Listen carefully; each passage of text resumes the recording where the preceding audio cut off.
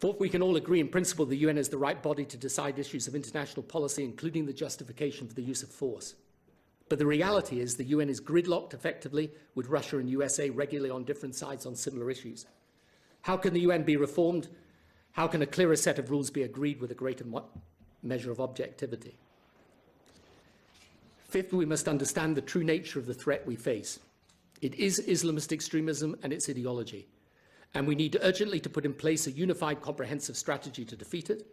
This should be a combination of hard and soft power, including a global commitment on education to reform education systems, the encouragement of modern-minded and reformist clerics within Islam, and an effective countering of the propaganda of the extremists.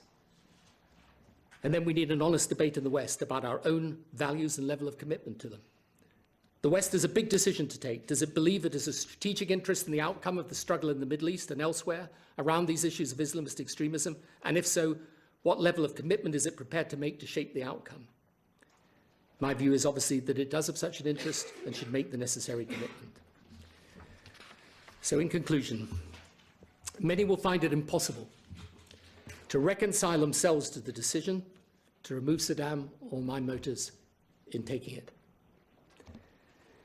But it is vital we do not continue to allow controversy over Iraq to obscure what are real contemporary threats to world security, which reflect absolutely the difficulties we actually encountered in Iraq.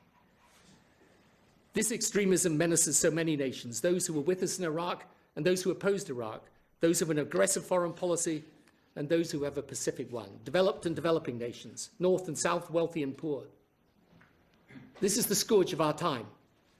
It's the challenge of our generation. It requires us to act bravely, even when imperfectly. At some point, we will reach for and achieve the unified, comprehensive foreign and defense policy that can defeat it. Iraq will be a chapter in this struggle and an important one. But it wasn't the first, and it won't be the last. I want to thank Sir John and his team for the report, for the time and care it's taken. I also want this day to pay tribute to Sir Martin Gilbert, who so tragically passed away before the report was concluded.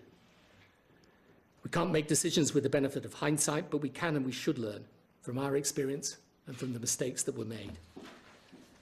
I hope future leaders can learn from those that I made, so that our determination in confronting terrorism and violence is not less, but our ability to do so effectively is much greater. The decisions I made, I have carried with me for 13 years and will do so for the rest of my days.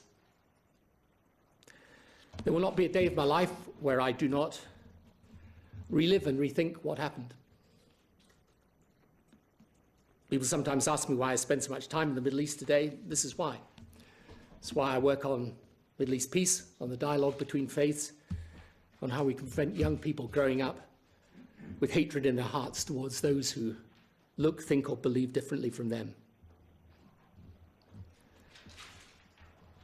It's my belief that if we learn the right lessons today, if we do, the next generation will see the dawn of a lasting peace in the place where all this began and where it must finally end, which is the Middle East.